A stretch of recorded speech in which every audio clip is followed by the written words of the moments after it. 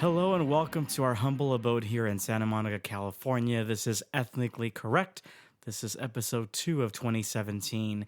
And I feel like at some level we are war correspondents at ground zero because a lot has happened in the past week and we are gathered to talk about what has transpired and how our democracy has been afflicted by missives that have emanated from the White House, particularly from the executive desk and the executive cabinet. My name is Alex Venegas. This is Ethnically Correct, and I'm joined by the two prestigious women of talk. Miss Winter White, how are you? I'm good, thank you. How are you? Good, thank you. And Miss Tehu Smythe, how are you? Good evening. Fine, thank you. Good evening. So, we are literally at the scene of what has seemingly been some pretty destructive orders that have affected so many people in ways unimaginable and unprecedented in the history of the world. And in case you are not aware, on Friday, we had an order that basically blacklisted 7 countries that are majority Muslim countries.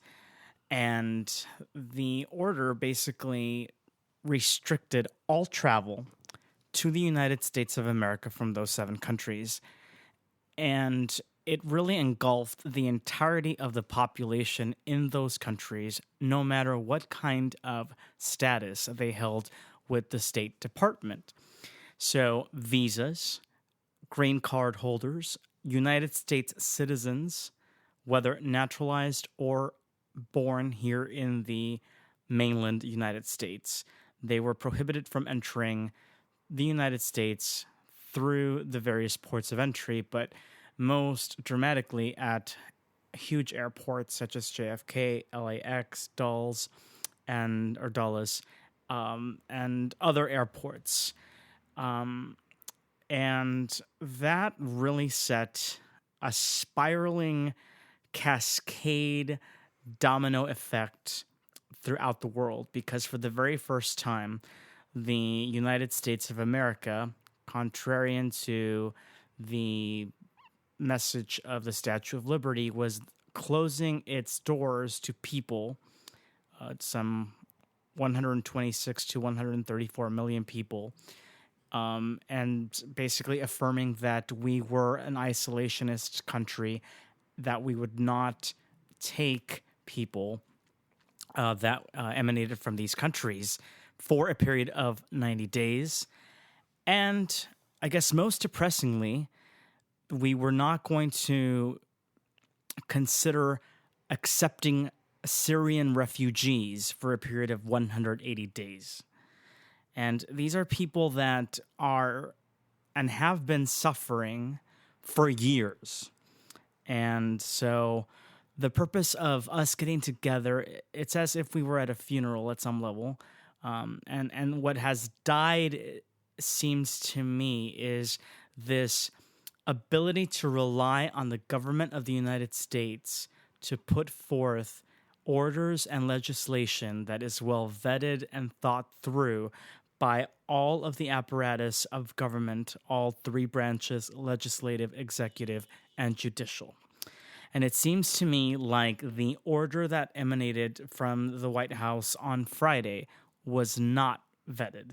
We have come to learn that it was authored by 2 people in particular, Mr. Bannon and Mr. Miller, both of whom are infants, if not babies, in terms of putting forth legislation or executive orders. So, you can say, oh, this is a federal thing, and its aim is to protect America from terrorism. And what I really want to know is, how is it that this is going to protect America from terrorism if most of the people that were being refused at the airports were actually visa holders who had been thoroughly vetted over the course of months and years, or green card holders or citizens who love this country dearly and work and are very productive. So we thought that we would dedicate this podcast to talking about the aftermath and the effects of this order here locally in Los Angeles and the West Side and Long Beach, and to talk about how we are processing this as individuals and as members of several different communities that seem impacted in direct and indirect ways. So, Tehu, we want to throw it over to you first because I think you have been, out of the three of us, I think the most impacted by what's happened in the past Thank you, week. Alex. Yeah, it's been a very traumatic and difficult week to stand by and watch this catastrophe go down. It's affected so many people that I know, care about, that are dear. And I tell you, when governments make policies that affect you on a personal level, you start to question a lot of different aspects of your life. And one of the things I actually wanted to question is, what does it mean, to be American? Because this country the history is based on immigrants immigrating to this country. It's supposed to be a land of freedom, a land of opportunity. When a ruling like this, an order like this goes through, it kind of, on one level, besides it's just massively unconstitutional, another way, it goes against so many humanitarian principles that the country was even found on.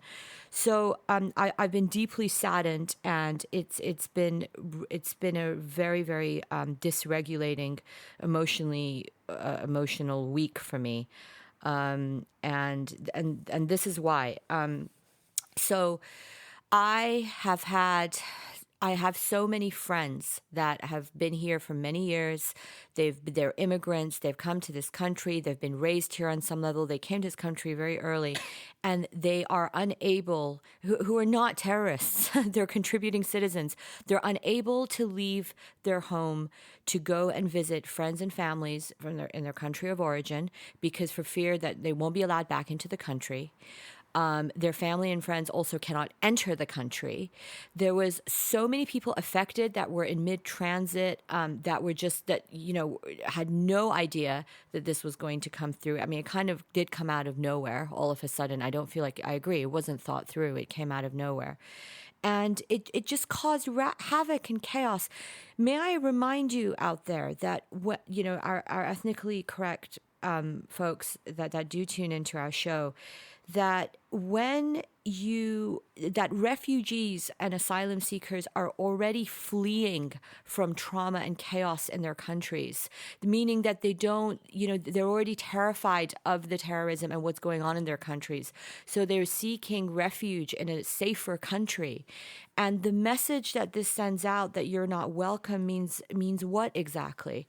I do believe that you do need to have, yes, there are, with that, perhaps the government in some ways has been too lenient sometimes. And, some vetting procedures need to be in place correctly. Already, as it stands, clearing immigration in the United States is an absolute nightmare for anybody who's not a U.S. citizen. I've been very lucky, and miraculously, I was born in the U.S., but I've witnessed it with my family, what they go through whenever they enter the U.S. and other people.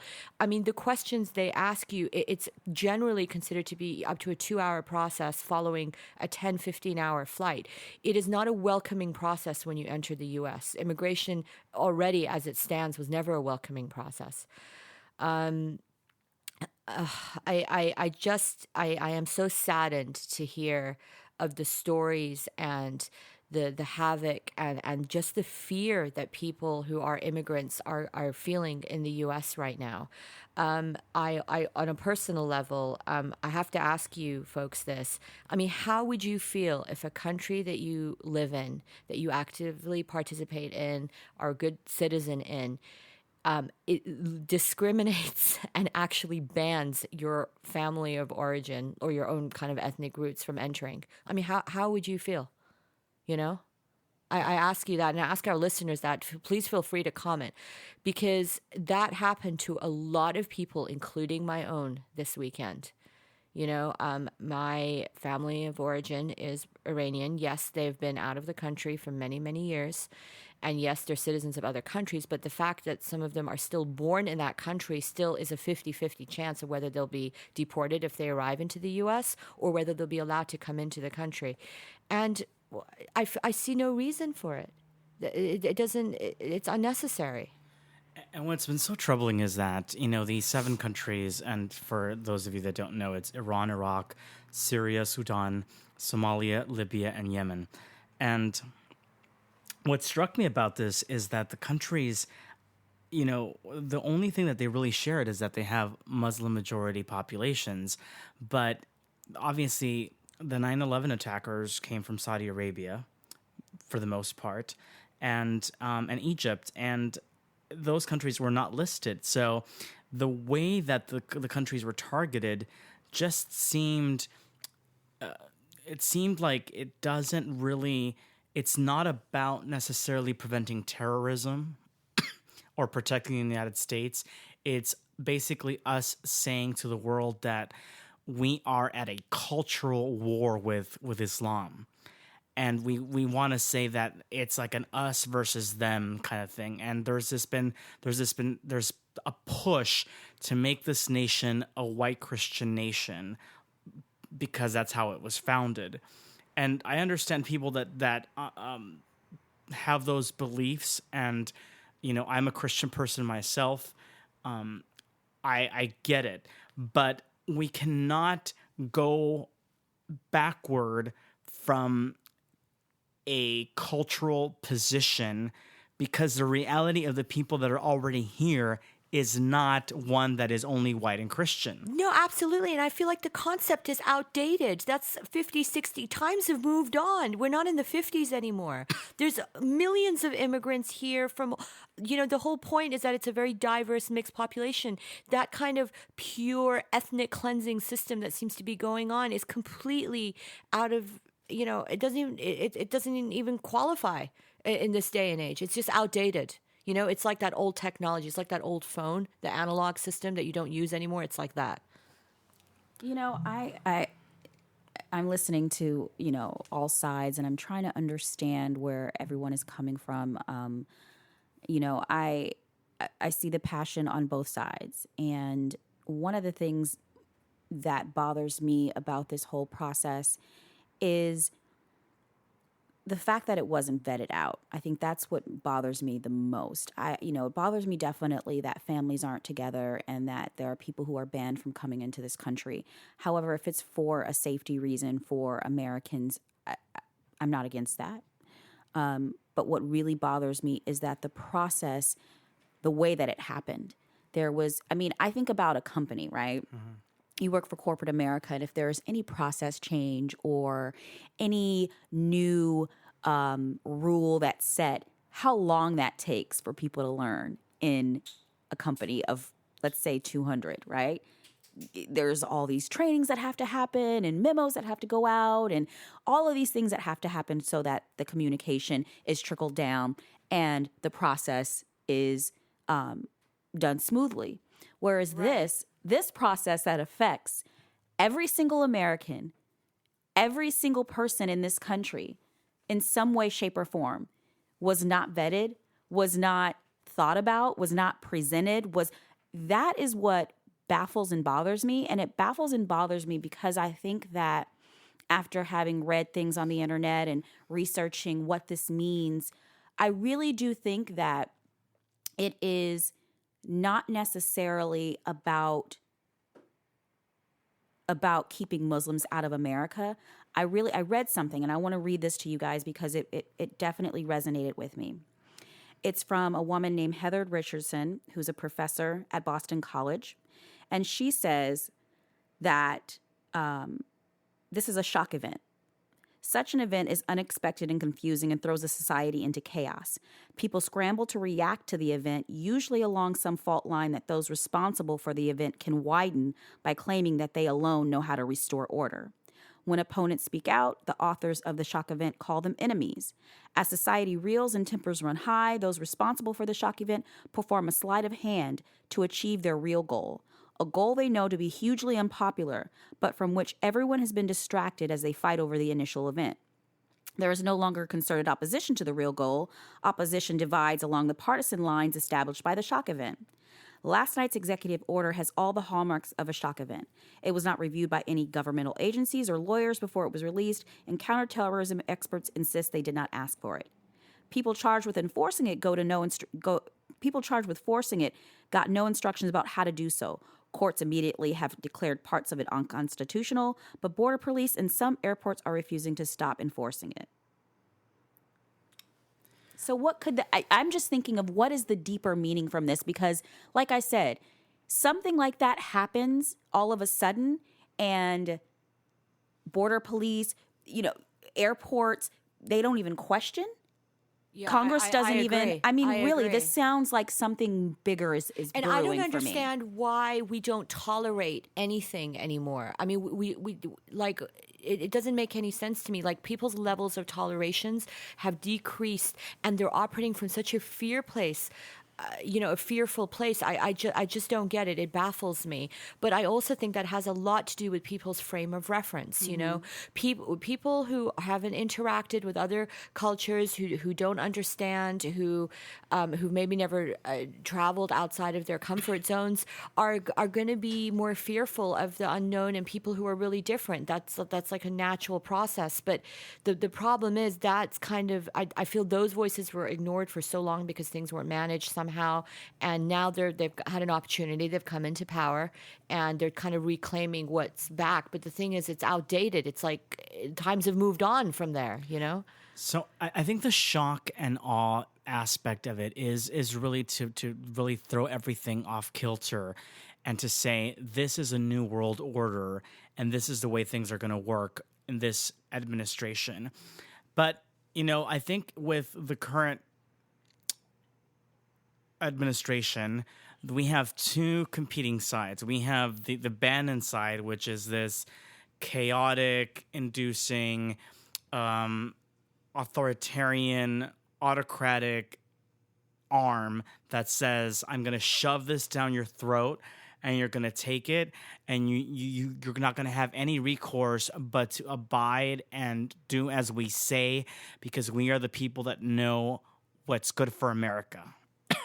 Now, on the other side, you have the Priebus side, right, which is the chief of staff, more of an orderly, previous chairman of the RNC, kind of a guy who likes to take more time and vet things through. The announcement of Neil Gorsuch, right, for the Supreme Court was much more well staged. It was a candidate that even Democrats say, well, he actually is very, very qualified. He is an Ivy Leaguer, et cetera, right? So you have this warfare within the White House for control. And it's almost like you have the good brother and then the nasty mean brother, right? That are trying to fight for dad's, acceptance and influence for dad, right? And the more maniacal evil person is trying to make it seem like it's all about might, right?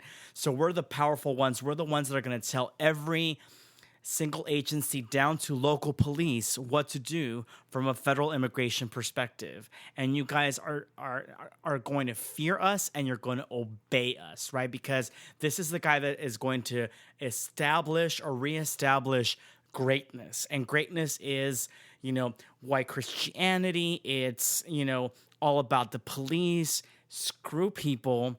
Let's give the money and power back to the banks, to the organizations that made America, this gleaming bastion of glory. Well, what is sad about that is totally the opposite of what has made America great, right? Yeah. And sorry, go ahead. I wanted to add something to that. Yeah. But what's made America great is the grassroots movements and the slow evolution of progress. And we realized that banks were the ones that screwed us and why we went into a recession. That's why they needed to be regulated so they couldn't, basically bet against someone repaying a loan. We had to make it so that there was a little more civil rights on the street so that, like in Los Angeles, we now have a police commission that is going to review the actions of police, because we realize that when people have a lot of power, they tend to sometimes abuse that power. And so they kill people that they feel are vulnerable. And because there's been so much impunity, nothing happens to them. So it goes unchecked, right? So all of these things, sorry, it's not that, America has become disorderly.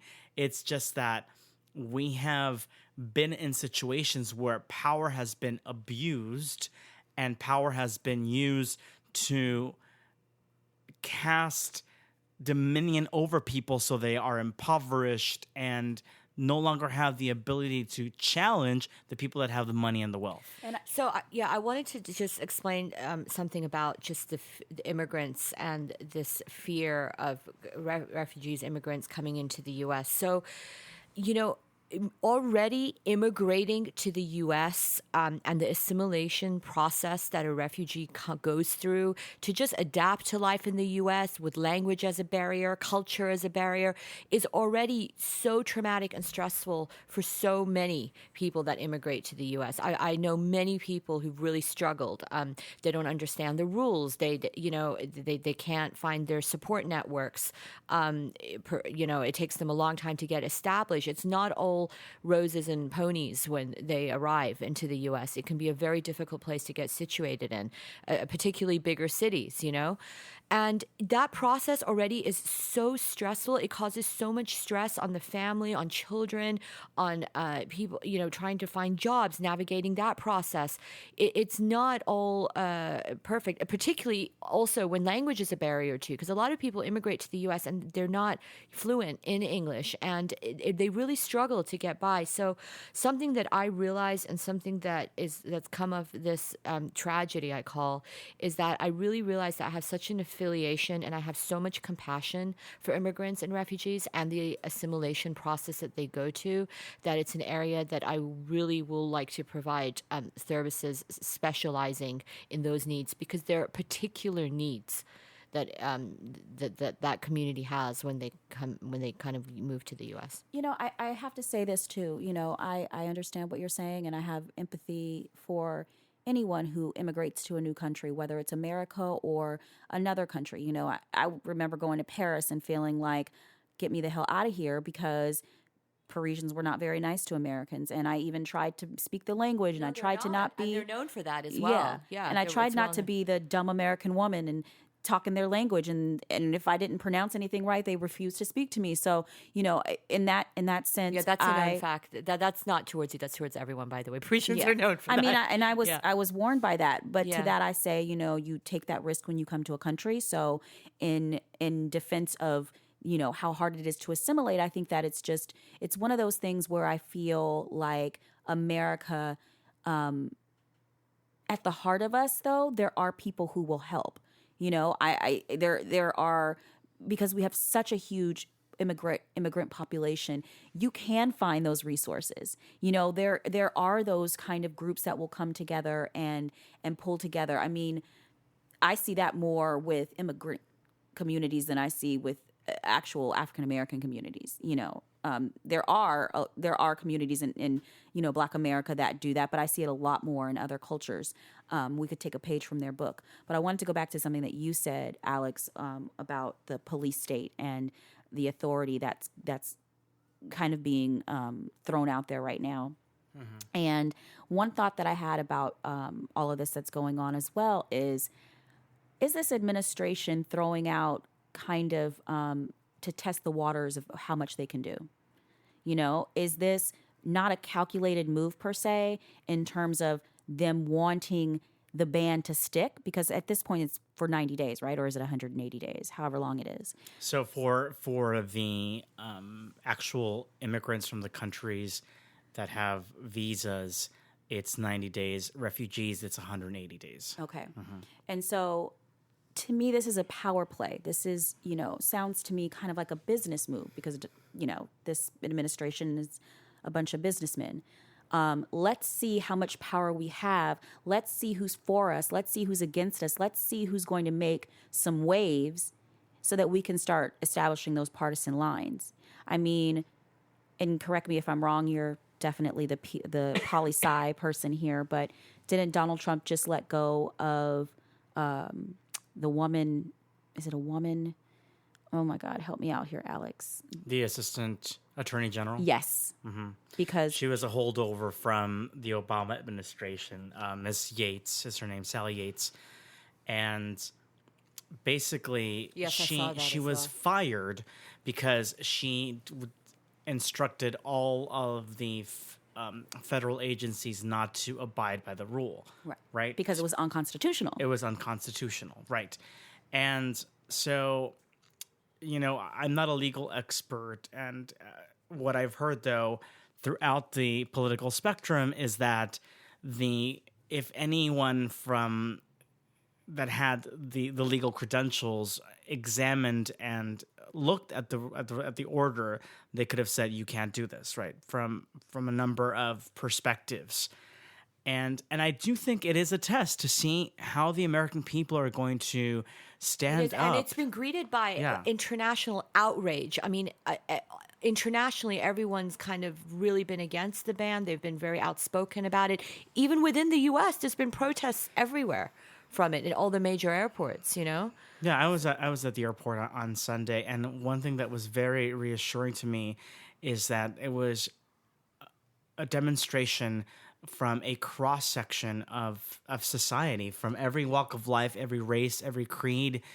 We had Jews, Christians, Muslims, atheists. Right. It was a real diverse crowd. LGBT crowd. We had Yeah. Black Lives Matter. We had really an intersectionality of resistance. And I think that that's something that's very important as we go through the next 4 years. And can I just give a shout out to the immigration lawyers who worked tirelessly and endlessly helping to, get people into the country and through the borders.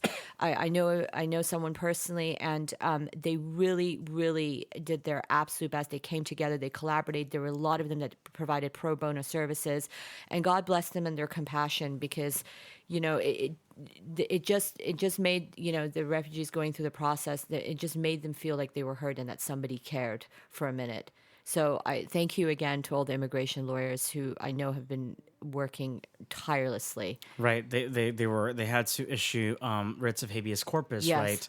right? For those people that were actually being challenged in something that they legally had the right to do. And so we definitely need to address people that are saying that these folks are just enforcing the laws that are already on the books, and that it is the American right to do this.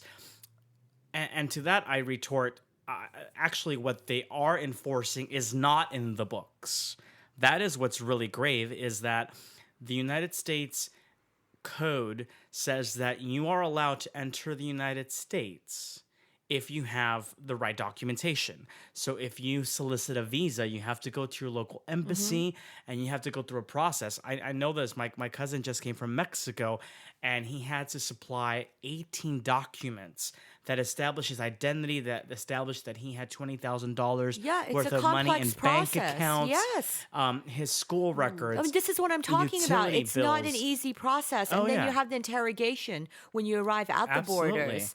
Absolutely. Yeah. He and his wife were interrogated because she came and she was 5 months pregnant, and so they held him 3 hours. Oh, even more so. Right? Yes. Yeah, like, Absolutely. are you going to stay here? Are you Yeah. going to go? Are you going to stay in this country illegally? And she had to say no.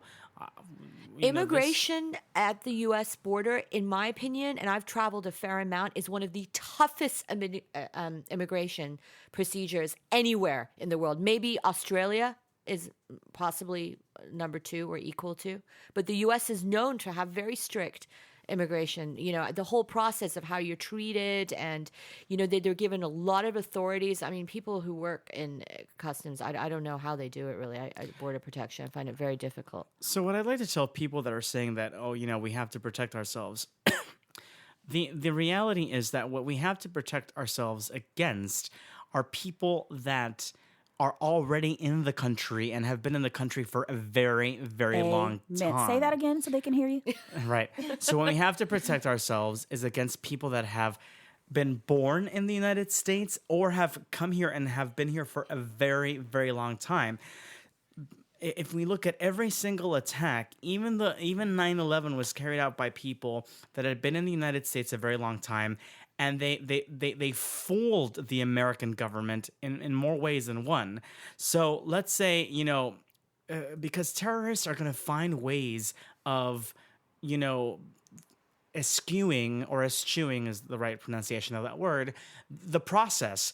They're going to find ways of entering the country that they want to harm, or they're already going to take advantage of people that are here that are United States citizens, and they're going to radicalize them and put all of their effort into those people. So even if you even if you close the border to every single country in the world, you still have to fear the enemy within, right? Which is something that no one's talking about. And Right. there are more white male Christian terrorists than there have been Muslim. Right. And, So- and to people that are saying this In is America. people that are saying this is the first step, my retort to that is that you don't even know what the actual full plan is, right? Because this administration has not detailed what they're going to do. So if your first step is already foolish and is going to basically destroy a lot of what America stands for, then you're basically self-destructing without even knowing what the end result is going to be. It's like if you went to go get plastic surgery and you started with your jawline, but you should have started perhaps with your nose, and then when you're all said and done, you've screwed your face up completely, right? Yeah. You have to have a plan. People have to have step-by-step ways of achieving their goals. Anybody that's been to business school, anybody that's been to college, I mean, you and I went to, right, when we were training people, we had to draw so many storyboards for those freaking manuals. Yeah. And we had to go through an iterative process to be able to do something well. When you start a diet plan, you have to know what your end goal is. You have to study your body. You have to study the ramifications, because you can't just do something because out of caprice. Yeah. Right? Yeah. And that's again why I'm saying Donald Trump is a businessman. And this administration is made up of business people. And yes, they are, they're not as knowledgeable as, other administrations have been in terms of policy. But that's just a common knowledge. You have to have a goal. There has to be a plan. There has to be something talked through, talked out. All of these things that are just, to me. So for me, I'm looking deeper. I'm saying, what is this really about? And that's what I ask our viewers to ask themselves as well. Don't think in terms of fear. Don't think in terms of, your partisan or your political affiliation. Really ask yourself, what is the goal here? Is it clear to you? Yeah, and I wanted to add to that, Winter, is and also please ask yourself, please don't say to yourself that I'm not from one of these countries. I don't talk to anyone from these countries. I don't know anyone from these countries. Therefore, this doesn't affect me. This is precisely why we're in this predicament, because too many people have not cared about things. They've gone, well, this doesn't affect me. I'm not really Muslim, or, I don't care because I'm not a black person. So why do Black Lives Matter? And, well, I don't really identify with LGBT. So who cares about those rights? This is the problem. We need to we need to start caring, folks, and just stop being so complacent and just accepting what's being thrown out there. And you know what? The thing that doesn't affect you today will affect you tomorrow. There's some parable about, I didn't care about the black man because I wasn't black, and I didn't care about the Muslim man because I wasn't Muslim. And you look around, you didn't care about any of those men. And when your time comes, there's no one around to care about you. So, we need a little more compassion. We really do. A little more understanding, a little more reaching out. If you prescribe to a particular religion, just in the name of brotherhood, in the name of just a good human, just helping each other as a nation, and putting all these things, aside. Yeah, and so I do want to address the fact that there are a lot of people in middle America that are saying that, we have to turn the attention back to them because they matter just like everybody else, right? Nobody has cared about us. We've lost our jobs, etc. And what I say to you is you really have to understand the underlying causes of why jobs fled. It's not immigrants. It's not terrorists that took away. Either. No, right. Well, here it was not immigrants or terrorists that took away jobs. Yeah. Corporations took away those jobs. Automation took away those jobs. So, if you really like your iPhone, that was technological advancement. And oh, by the way, those iPhones aren't made in the US, but we love our iPhones and we love our cars and we love cheap stuff. Okay? Well, cheap stuff is cheap because the people that make it charge very little money. And those people in the Midwest that were part of unionized labor unions, right, were charging a lot of money, right? So Trump stuff is made in China. Ivanka's stuff is made in China. I'm sure Melania's jewelry line is made outside of the United States. So, don't come at me with your immigrant bashing and your xenophobic ways about, complaining about your jobs when those jobs were actually shipped out, to other countries because guess what? The millionaires wanted a higher return on their money. They were already making pretty good money, but Right. they wanted more. Right, and it wasn't a personal attack or a personal vendetta against you. It was just society moving on with advancement. I feel like people have taken it so personally. But and you know Like what? they were targeted. At the end of the day, though, all advancement is greed. Yeah, it's it's economics 101. Do you we live in think- a consumer-based society. Do you think that the people that make Snapchat really cared about communication? Right. No, they wanted to make teenagers addicted and young, beautiful people like Winter addicted to, to telecasting their lives. Done and done. Right? Telecasting their lives. And it's all about, how do you do it cheaply and efficiently? People that get their MBAs always talk about how you maximize a dollar. And the fact is, and this is very simple, if I can make 100 shirts for, let's say, I don't know, $300 versus $3,000, I'm going to want to make the shirts for $300 because my profit margin goes up that much higher. We saw this happen at my company. We shipped so many jobs to India, right? And Yeah. we shipped so many jobs to Singapore. It's cheap and to labor China. and it's efficient and it's easy and they have the population. It makes, from a business strategic point of view, it makes absolute sense. And of course, the only reason why we made trade deals with those companies is because so that our companies could set up factories there, could, exploit at some Right, to level have the free trade. populations, Yes, right? absolutely. And we were okay with that because we said, those of us that have stocks, our stock prices are going to go up, our 401ks are going to go up, etc.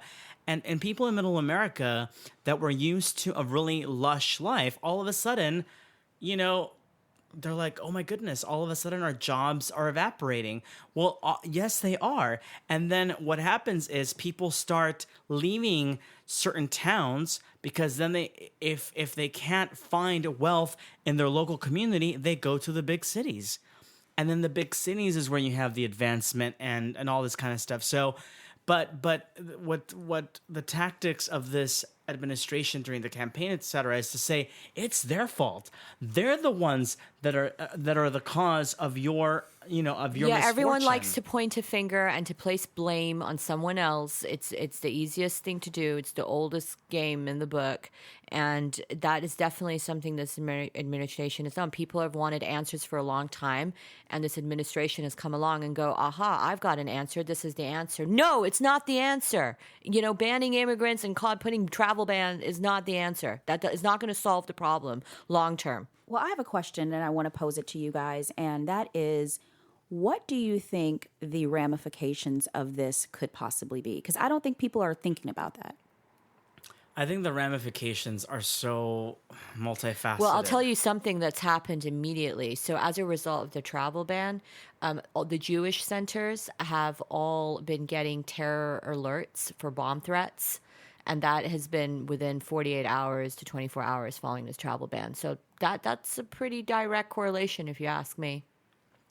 Well, I mean, and of course, let's take Iran, for example. We are being very belligerent with Iran right now. We're saying we're imposing sanctions, and we're saying you are bellicose because you tested a missile, etc. Well, here's the deal, folks. Our nuclear treaty with Iran that Obama set forth during the latter part of his administration, one of the clauses says that we have to have open relationship with them and open flow of business. If you impose a ban, then you are forfeiting that covenant, that treaty. So then they impose a ban on us, right? So Americans can't enter Iran now. So then that treaty goes out the door. So they start their nuclear program right back up again, right? So the world has just become less safe because of this ban. Not more safe. It's become less safe. And now we've become a target for people that said, see, America is a Muslim hating nation. And so now they're justified in a holy war. So the jihadists now have, because the Quran says you can wage jihad if it is justified. Yeah. And on the Christian side, we have the exact same thing, right? We have the just war theory. If we feel that somebody is basically waging war against us, we are justified to retaliate. So now all we have just said to the entire world, and it's not just the Middle East. How many Muslims are there in Indonesia and Asia? Yeah. And we basically said that the entire Asian continent is against us. So we've basically said F you to the Middle East, F you to Asia, and guess what? Europe, because of Rex Tillerson and because of several other appointees, is now saying the United States is an enemy of Europe. Because one of the guys, and his name... They're breaking allies everywhere. One of the guys, and his name just eludes me, but he is going to be the ambassador to the European Union, said that he wanted to dismantle the European Union. So now he is considered a threat. The United States is a threat to Europe. So to all the white nationalists out there, bless your hearts, the European project that you're talking about is now in danger because your president has now made it so that the people that he sends to Europe are considered enemies. And he's actually being labeled a persona non grata by all of these European parliamentary members. And I want to point out at home, what that means. I think that when you start to do things like this, there's a lot of discrimination that's going to go on in things like housing. People apply for rent or for a job or any other thing where you need to be vetted. And discrimination is going to run rampant now because they can now say, well, you're a Muslim and, you don't have, citizenship here or voting. And I feel like we worked so hard for these rights. We worked hard to get women's rights, and their voices heard. We worked hard to get LGBT rights. We worked hard, to have affirmative action. So there's kind of possibilities and opportunities. We may not have gotten it completely right, but it was an effort in the right direction. And I just wonder if all those efforts are just going to be undone now with the way we're progressing as a society. Well, there's a part of me that thinks that there is an aspect of this. It's almost like this is the last opportunity for the generation of people that still believe that America needed to be a white Christian nation to put forth it's like their last hurrah. And they're going to try really diligently to do whatever they can to leave that imprint and leave. It's like the cat's claw, right? that is really cementing and inching away at the last piece, right? And so they're going to be as ferocious and dogged and tyrannical as they possibly can, because honestly, all of these men that are at the top echelon of the cabinet are in their 60s and 70s. They're on their way out. If, I don't know, cancer, dementia, whatever debilitating Alzheimer's, disease, yeah. Alzheimer's may Yeah. afflict them. And then several people in that generation are going to eventually die, right? So I think this is the last hurrah, because the next wave of people do not feel that sense of vitriol and that sense of this has to be like this Nazi state. No, absolutely not. And, I do have hope, as our producer pointed out, that the civil servants, who are people that are actual employees of the federal and state government system, are the ones that are going to be charged with implementing any kind of order or legislation. And that they are the ones that, we have as sort of the balancers and the arbiters of, justice. So can we just define really what civil servants are?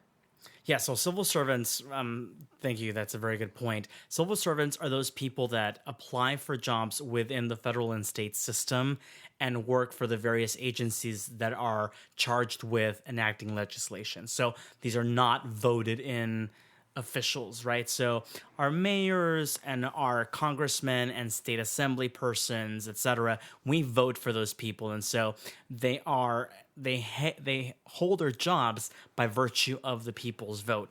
Everybody else that's part of that system are servants because they support the agendas of the various officials that they ultimately work for.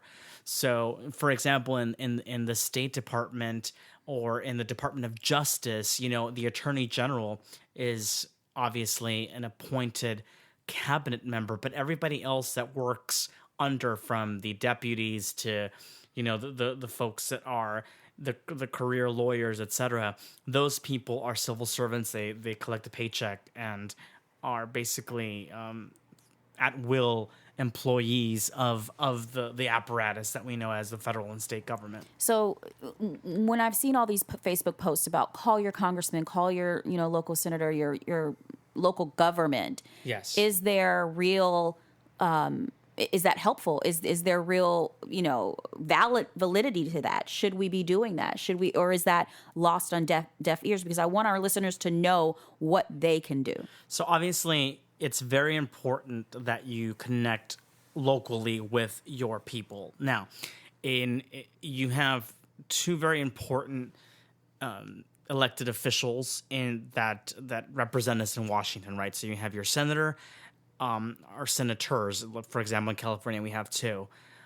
Actually, every state has two, because that body, there's two per state, so it's irrespective of the population. Then you have your congressperson, and there are congressional districts. So the state of California has 55 districts. I am in congressional district number 37, and Karen Bass is my congresswoman. So I would venture for you to go to Google and, type in "find my local politician," and there are so many search sites where you enter your zip code and it gives you every single voted official or elected official that is part of your apparatus.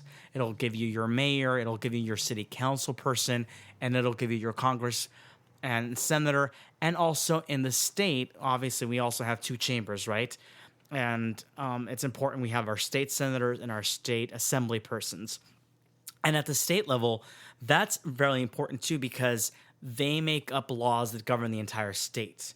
And at the local level, we have our mayor and our city council, and that's important too, because when it comes to policing, it is actually that body that that has oversight over the police. So yeah, when you engage, you have to engage at all those levels, because there are laws that are passed at each one of those tiers that affect your daily life. in terms of taxes, in terms of so many things. So right now, for example, it's really important, for my opinion, for us to object to Betsy DeVos. She's being considered for the Secretary of Education, even though she hasn't spent a single day in public education in her whole life. And she wants to basically funnel funds from taxpayer money to private schools. That is her big thing. Even though in Michigan, her home state, that program has been a flop. Charter school reformists hate her. They don't think that she has done a really good job. So she is somebody that apparently the vote has been moved to Monday. And there are already 2 Republican senators that have said that they were going to vote against her. So if one more defects, then, her nomination is in peril. Obviously, if it's 50-50, Mike Pence breaks the tie, and then she gets confirmed. But there are a lot of people like Scott Pruitt for the EPA that we definitely need to object because they have no business in those positions. Betsy DeVos, from the perspective of this woman doesn't care about public education, and Scott Pruitt spent a lot of his career,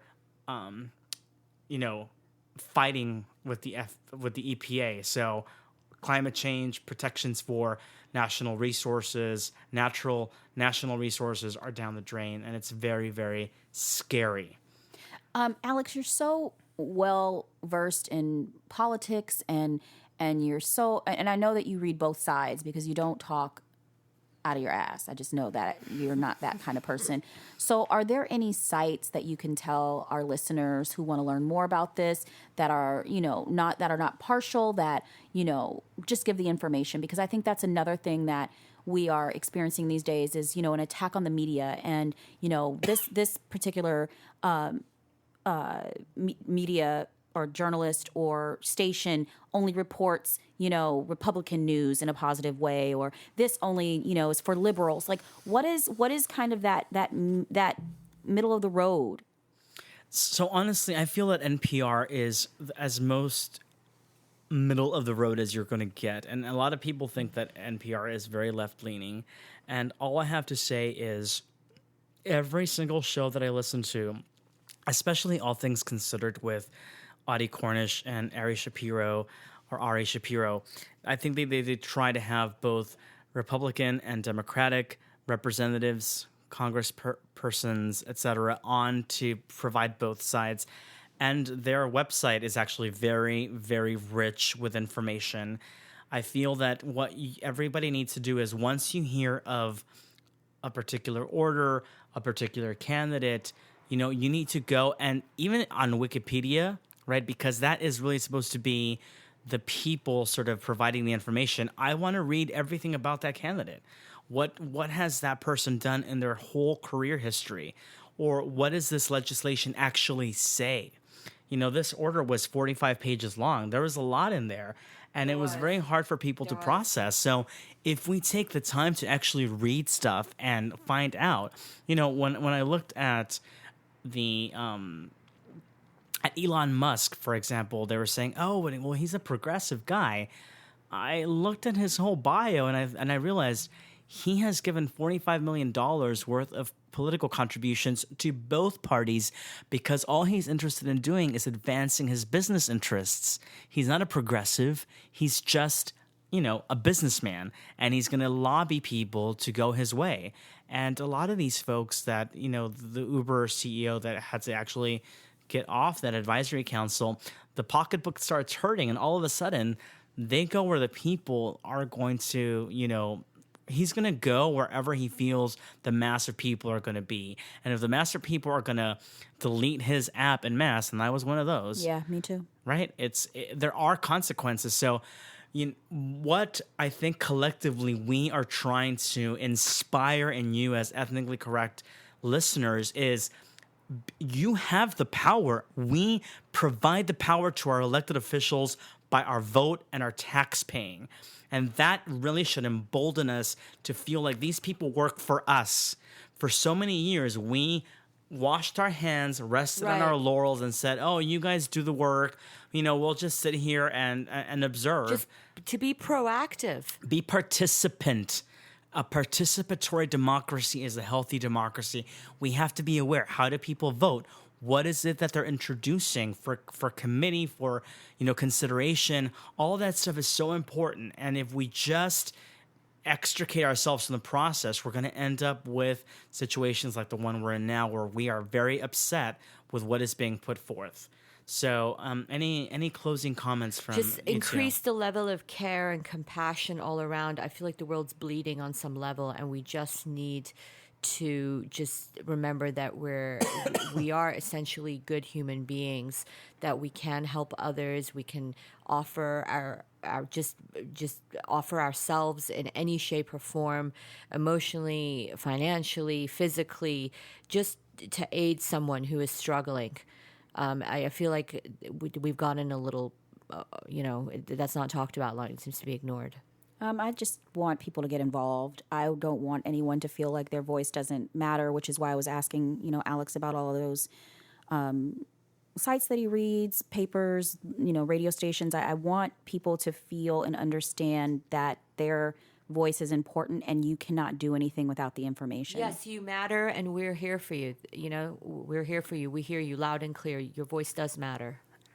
And really look at organizations that are doing the good work, like the ACLU, and most particularly the United Nations High Commission on Refugees. Absolutely. They are doing Bravo. Applause. an amazing job. Absolute applause. They've worked very hard recently as well. The United Nations High Commission for Refugees, the ACLU, they're really fighting to make sure that people get a just day in court, and that we have something basically through the 14th Amendment that is called due process.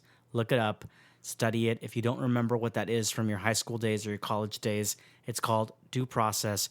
Read the 14th Amendment. Read the Bill of Rights. Those are the first 10 amendments. Let's go back to civics, people. That is very important. We have to be civically minded folks. And once we do that, once we know exactly verbatim, word for word, what we're fighting for, we are going to be a formidable army. So, call to arms, be civic, be civil, and be engaged. We love you, and we're here for you. Thank you from Santa Monica, California, for Dan House, our producer, Winter White, Tehu Smythe. I'm Alex Venegas. Join us on Twitter at Ethnic Correct or on Facebook at Ethnically Correct. Have a good one.